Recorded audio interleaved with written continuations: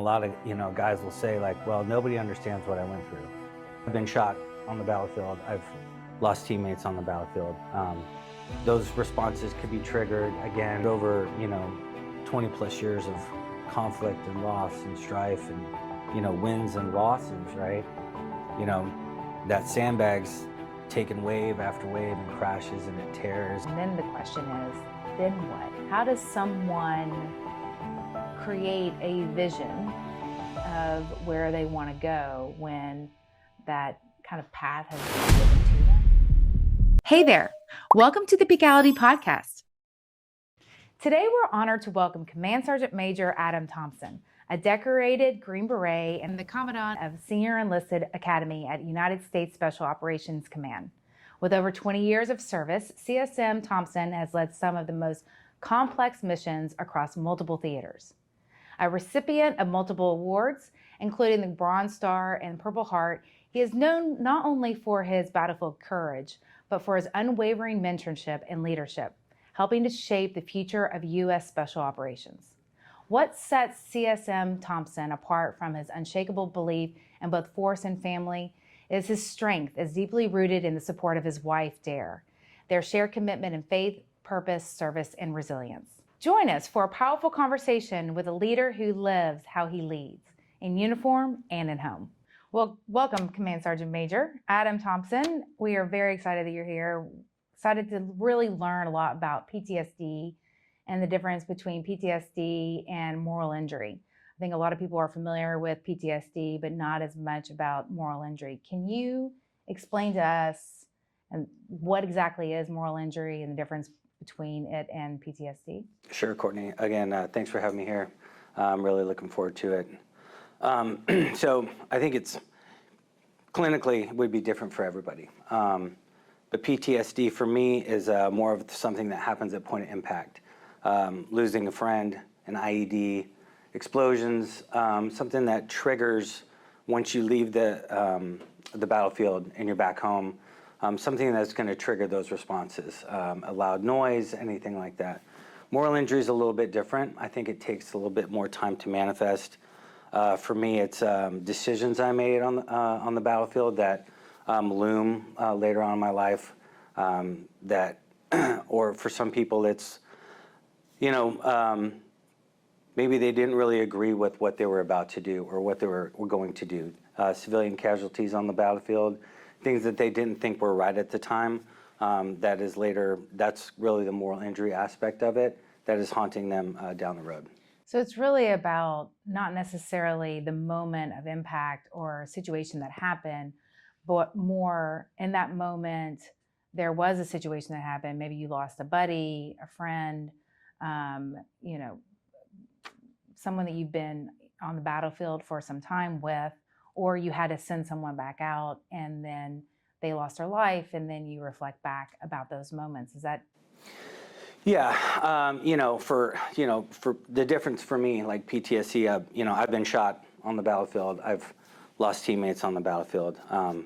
Those responses could be triggered again with a loud noise or a picture or something like that, something that drags that memory back. Moral injury for me is vastly different. I had September 21st, 2013, I had 3 of my guys killed on my fire base in a green on blue shooting. Green on blue means when our partner force in training turns their guns on us. It's called an insider threat attack. I struggle with that more just due to the nature of that day and the decisions I made. One of my teammates had been shot with me about 6 weeks prior to that. I had the ability to send him home. I didn't. He wanted to stay and just see out the mission. He was engaged, going to be married. I brought him back down to the fire base, said, "You're not going to do any training." That morning he asked, "Can I at least go train?" Which seemed seamlessly safe to me on the range. Nothing's going to happen. He's going to go up there. Went up there that morning. 10 minutes later, we have 3 dead and 1 severely wounded. So for me, the moral injury aspect of that would be, I think about that day quite a bit from really start to finish. The decisions I made that morning, the choices I made that morning, agreeing to let him go up there, right? Just against my better judgment and better morals. And again, like it turned out the way it did. Those are vastly harder for me, the moral injury aspect, vice PTSD. Yeah. Because you feel as though that you could have prevented that situation, even though you couldn't have.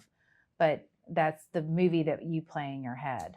Yeah, I mean, that's a good point. So, on the battlefield, the enemy gets a vote. We can control what we can in conflict. So I wouldn't say it's more acceptable when things happen, but it's understandable.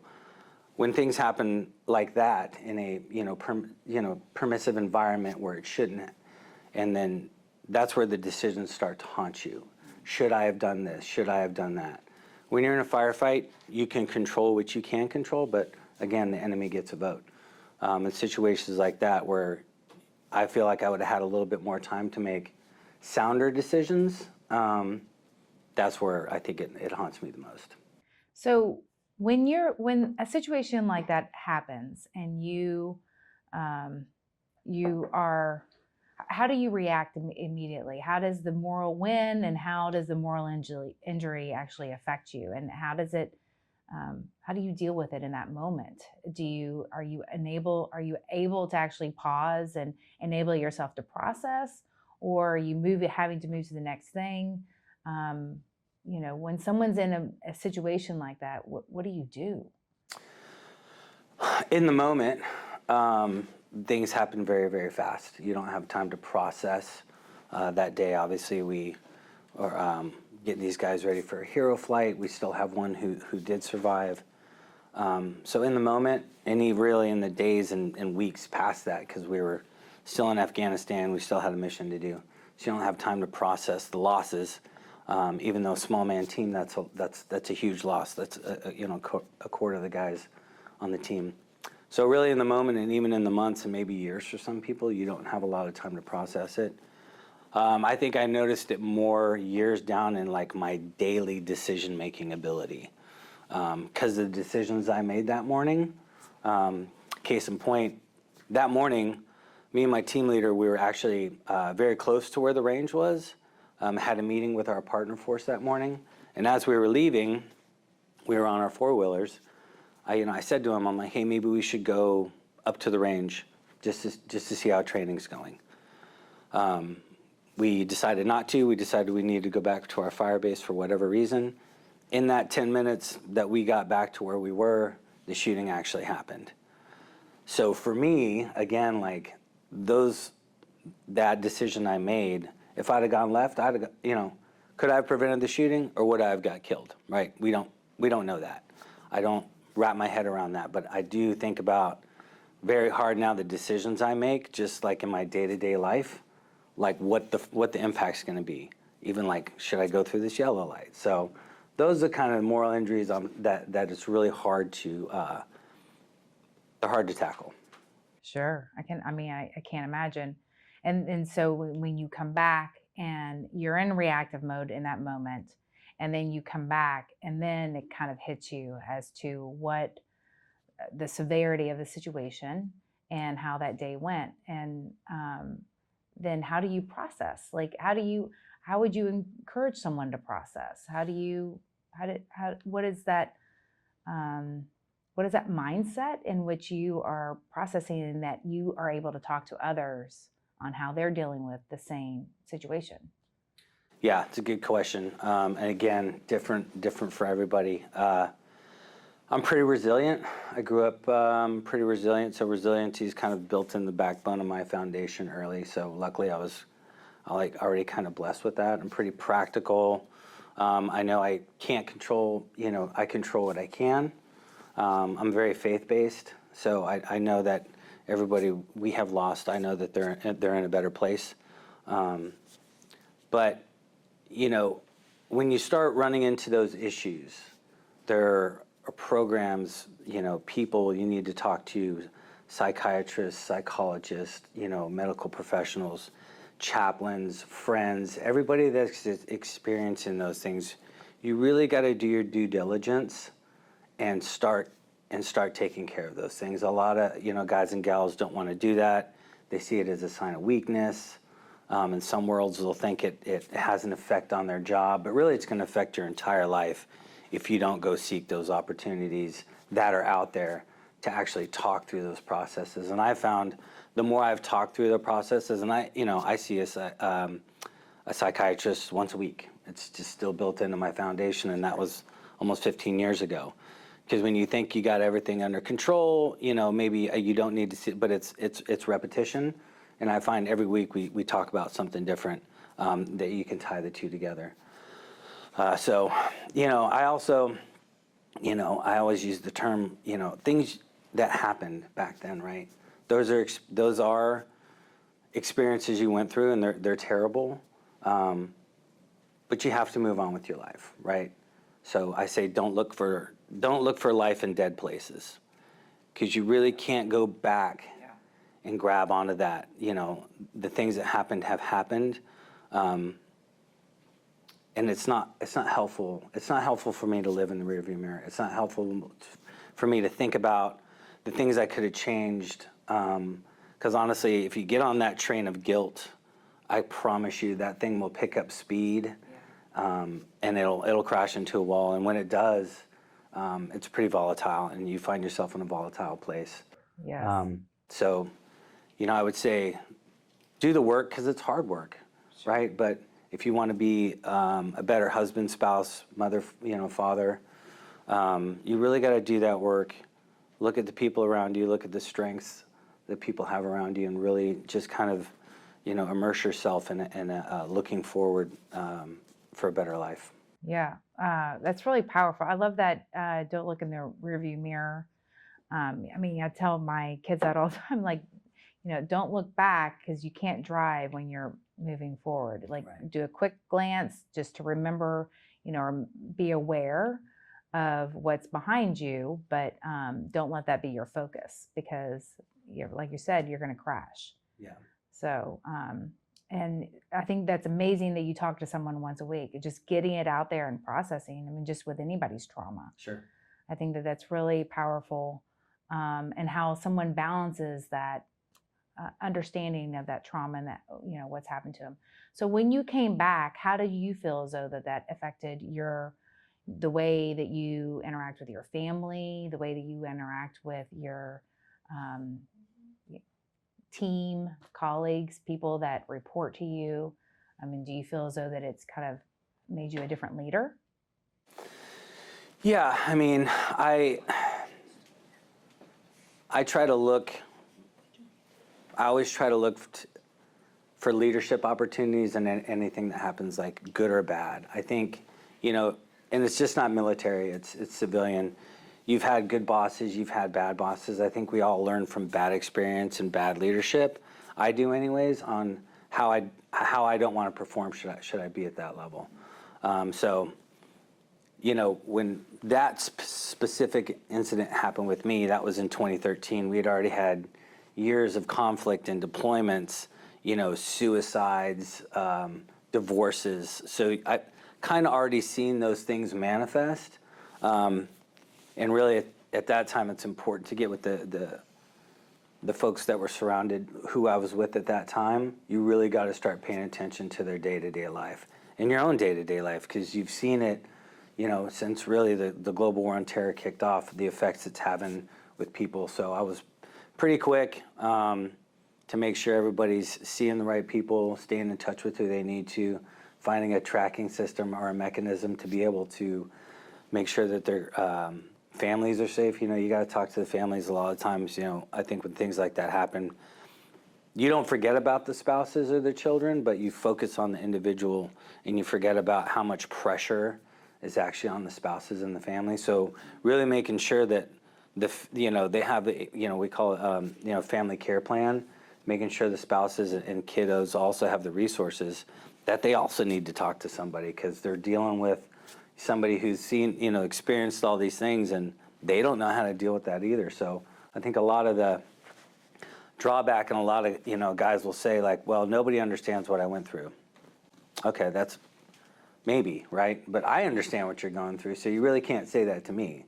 So these are the things you need to do moving forward. And this is all based off experience. Trust me, I've got it wrong way more times. So luckily I'm still alive to turn that around, the things I experienced, until I realized like this is not helpful. Drugs, alcohol, whatever, it's not helpful. It's not a pathway forward, and that's not how that's not how you're going to succeed in life. Yeah, I think that that's really powerful, and that how you're showing and leading others, and how they process it, how you process it, how to deal with it, and what to do. Finding resources, being able to talk to people. I think that's really powerful, because I think a lot of people feel as though that it's in the past is looked down upon to get it out there as like weakness. And you talked about your resilience. Like, what do you think as though helped you build your resilience for the combat? I mean, is it, you think it's your upbringing? Do you think it's part of just who you are? What is that you feel that others could also be try and tap into to help them with that processing of the resilience in the moment, but then even past that moment? Yeah, because I've experienced this in our small teams, I firmly believe every individual is wired different. Like not one person's the same. I think resiliency is just built into some people, right? I'm one of 6 kids, normal, pretty upbringing, sports, wrestling, baseball, all the things. So I think that I can't think of a point in my life where I had to be over resilient, like as a youngster. But I kind of I joined right when I was 18, right after high school. 3 years later, towers fall, and then we're right into conflict. So I think it's honestly sets and reps over time. You build up a little scar tissue, right? You kind of get used to the loss. It's not acceptable. The unit I was in, we had another unit with us, and we were trading off between Afghanistan for years. So while we were back on station, the folks that they were losing, we were at home burying them, and then vice versa. Wow. So this went on for 4 years, where it seemed like a month at least we're having funerals at chapels there on Fort Bragg. Again, it doesn't make it right, and it's awful. But you just build up scar tissue over time on it, and you realize whether you're being resilient or not, it's kind of just happening.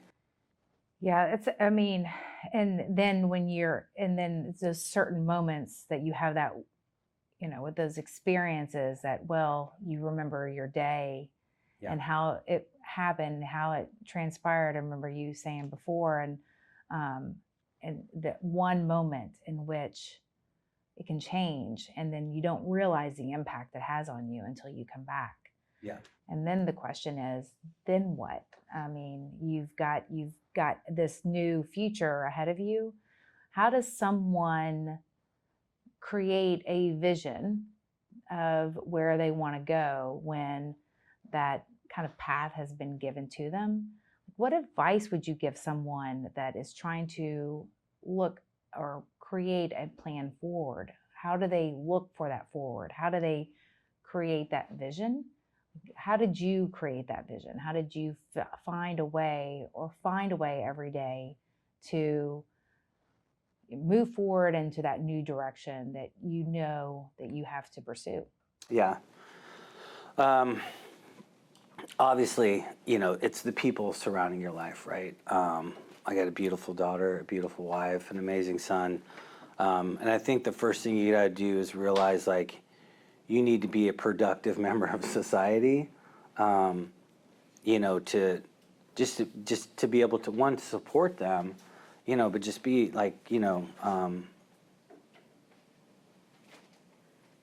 be able to involve yourself and immerse yourself into their life. I think that's a lot of guys come back and they're just drawn back and keep to themselves, and they miss so much in their family's lives, and those are things you cannot get back. Yeah. And I've seen that happen over time, right? My daughter's dealt with years of deployments, and I know that's not time I can get back, right? But it's how you move forward, how I involve myself, in every aspect of her life and everything she's doing. and those are goals, right? Those are targets on the wall. You have to have something to look forward to, especially if you're transitioning. You have to have, an involvement. Like I volunteer. Obviously, in my next job, I'm taking a fellowship at a military institution. You have to find things in your community. Surround yourselves with people. And really, you got to surround yourself with the right people. I think that's kind of people make the mistake of, they look for like-minded individuals, but if your like-minded individual is also the one like crawling into a bottle to handle their problems, and that's how they deal with it, that's not the right answer. Definitely want to help those people, Sure. but that's not who you need to be surrounding yourselves with. So I've been very cognizant of who I surround myself with, to make sure I'm staying healthy and moving forward like I'm supposed to. That's great. Based on the people that you surround yourself with, what they're focusing on is obviously going to affect, you and what your mindset is. Sure. And one thing I've really learned about the military and when people transition out and just, getting to know you is that individuals, when they come out of the military, they're used to that pack community. They're used to that pack environment, relying on one another and having that support, which is amazing. But when they come out, they realize that the rest of the world is really used to operating solo and independent. So one thing I've really learned is the importance of that transition and exactly what you're saying, like surrounding yourself with individuals. I mean, just with normal, civilians and family and your kids that are also doing this exact same thing, making sure that they're surrounding themselves with people that have optimistic about the future, how they're looking forward to and setting these certain goals, especially when they're in that transition. But for those that are in the military that are struggling, they still have that pack. You said that there are resources, Sure. There's therapists, there's Yep. organizations, there's communities. Can you help us understand like some of those that people are able to lean on or find that to help them best? Folks who are still in the military? Yes. Yeah, so every unit has military family life counselors, access to multiple mental health specialists.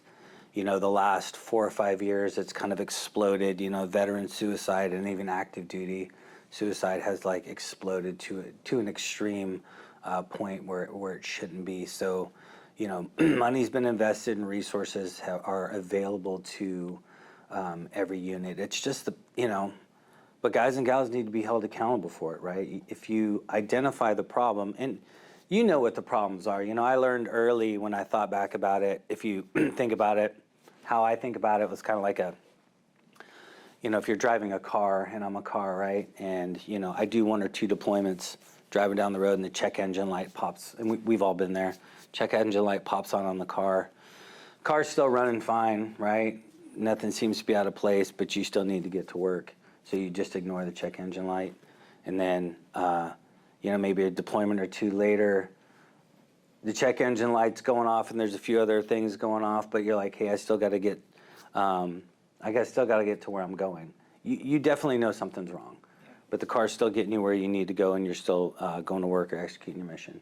And then years down the road, when you've just watched all these problems continue to happen, and your car's on the side of the road and tires are exploding, engine's on fire, right? And that's when you get to the point where you've seen these things happening, and as people, we generally know when something's wrong with us. It's just, do we choose to take care of it or not? And some people don't, right?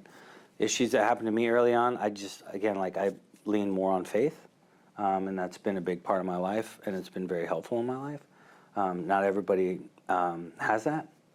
So I would encourage everybody, if you're starting to see those abnormalities, or if your families are starting to see those abnormalities, right? Listen to your spouse, listen to your kids, start doing a really deep internal look on the help you need to get.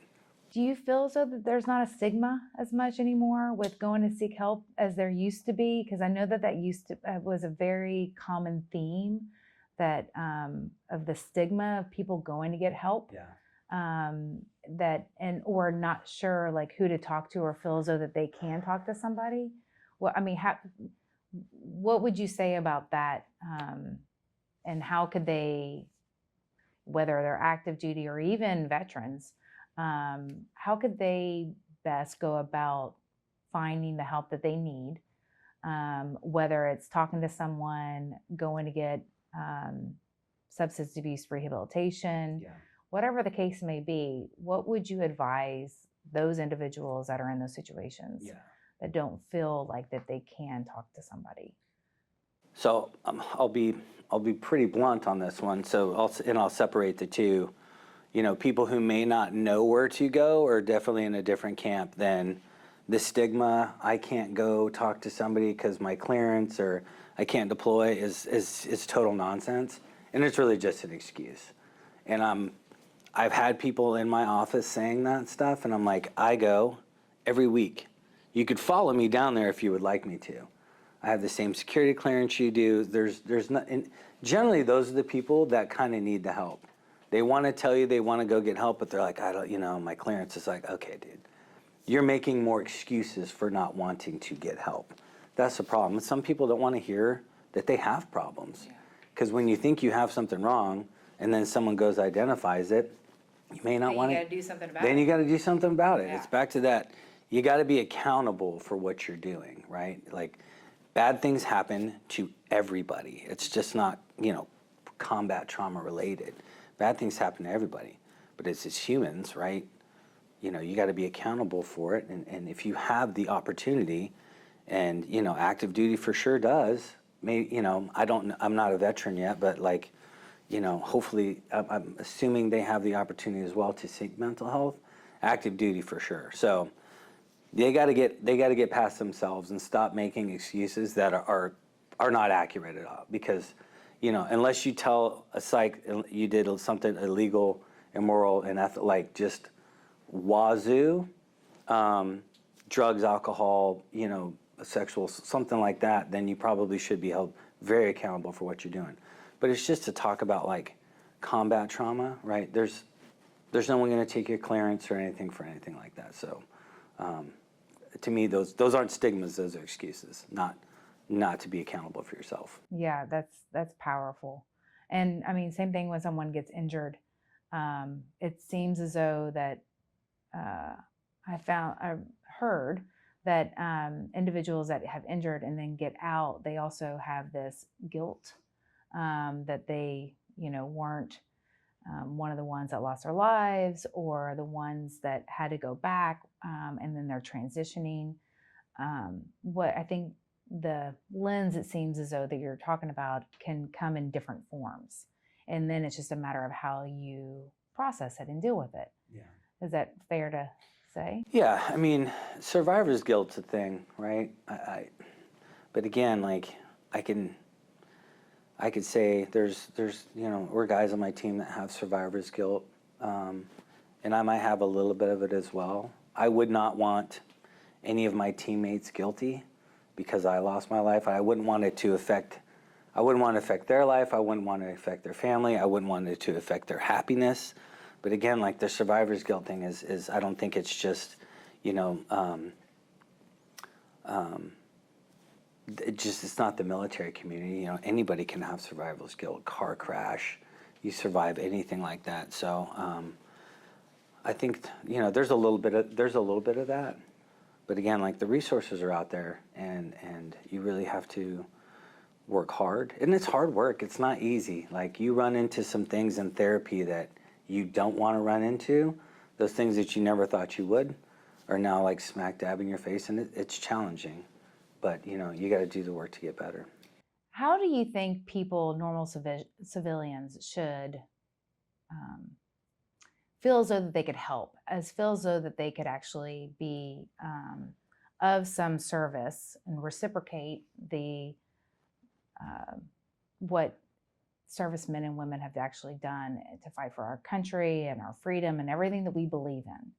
What is something that we can do to recognize or to support the military and their families and those that serve? Yeah. What we're doing gets a message out to, because not every unit's the same. Like I said, I'm in a very small unit. Most of my peers, I know for a fact, you've talked to some, were very open about mental health and how important it is. As you know, my boss is very open about how important it is. I think the civilian community does a pretty good job. You know, case in point, like I sent you that clip the other night down in Tampa. I went to welcome home a hero's flight, you know, that one of the airlines put on, welcomed 75 veterans back from DC, and there was hundreds of people there. Not just, and some of them weren't even affiliated with the military. Yeah. They just really felt it was their patriotic duty to come out and come home for these, especially Vietnam veterans who didn't have that, didn't have the parades and things we had and the recognition, you know, when I was coming back from combat. So I think the civilian community's done a fantastic job. There's all kinds of volunteers, 501Cs that we have down in Tampa. They volunteer time, hunts, fishing expeditions, family outings, stuff for. So I honestly believe they've done a really, really good job. That's awesome. That's encouraging to hear. I mean, because I know that while we weren't part of the military, we still want to support everything that they're doing. And I think getting the word out there, talking about this and talking about how we can help, because you know, trauma affects us all in our own ways. Sure. Can't imagine though what you guys have experienced and gone through. So it's a matter of just recognizing and supporting and being a part of the organizations that do support the veterans Sure. and active military, it seems. And what would you advise the families? If someone has a family member that's really struggling, is there someone or any like that you would encourage them to call or to speak to or to try and set up a therapy session? Yeah, so any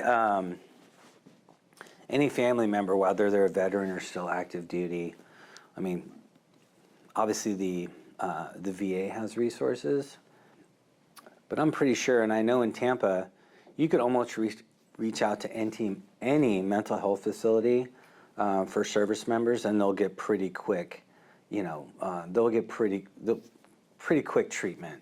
They turn that around. Obviously, every states are different, but they turn it around in Tampa. They do a really good job of it. So there's a lot of veteran organizations that are just solely open to mental health. So if you see someone struggling, you know, and they not want to make a call on their behalf, right? At least call and get yourself educated on what the resources are, because you don't want to go at somebody with, hey, you got a problem, you need to go fix it, and then it's their problem to maybe find those resources. So if a family member sees that happening, find out what the resources are.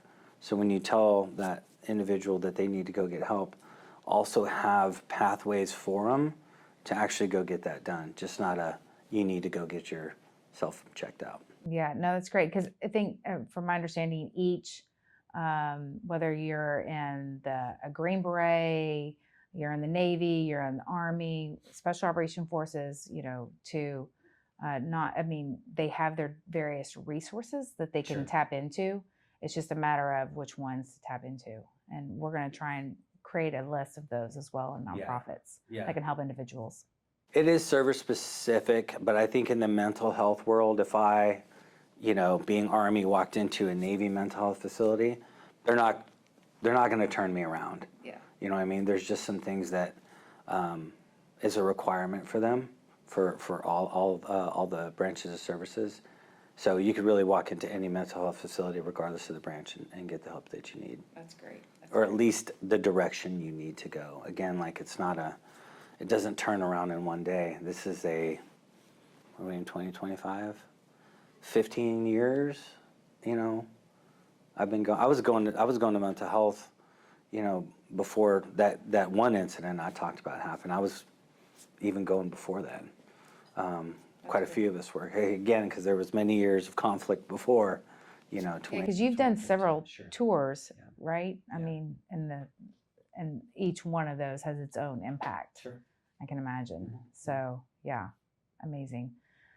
Thank you so much for your time. I just wanted this to start the conversation of what moral injury is. how it differs from PTSD. Is there anything else that you would want someone to know or to share just to have a basic understanding of what to do? I kind of look at my military services. I was, when when Hurricane Milton came through, I thought about this. Our friends had a house in Dunedin on the water, and they had 4 feet of water everywhere, and the sandbags that were there were just like completely destroyed. And I was jotting down some notes, and I was kind of floated this to my wife. I kind of think of myself as like a sandbag. You're filled with whatever. When I came into the military, I was 18. Whatever morals and values you learn from your family, right? That's the goodness that's filled into, or sometimes it's not, but that's what you got in that sandbag when I joined the military. And then they break you down to the basic, to build you back up. But over so that gets filled up, but over 20 plus years of conflict and loss and strife and wins and losses, right? That sandbag's taken wave after wave and crashes, and it tears and leaks, and then 20 years later, if you haven't reinvested or refilled that sandbag with faith, family, love, and goals, you're just kind of left with a half shell of what it was and what it used to look like. So I see moving forward as take the opportunity to just refill that sandbag with maybe the things that you lost, right? Retain the relationships and experience and buddies that you've had, but refill it with like goals and love and faith and family. Get it healthy again, so you can move out. I love that. I love it.